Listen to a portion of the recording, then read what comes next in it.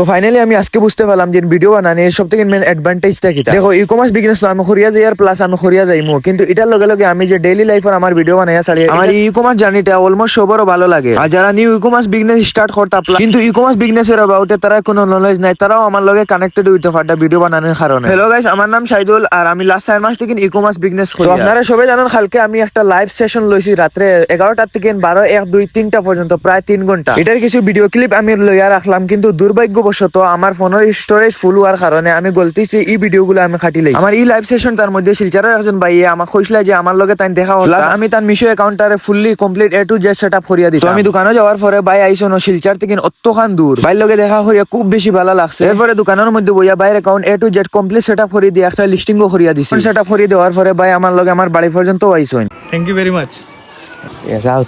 By. এরপরে বাইরে সবকিছু বুঝাইয়া এরপরে প্যাকেজিং ম্যাটেরিয়ালও কিছু দিয়া দিছি নিউ স্টার্ট করতে এর কারণে।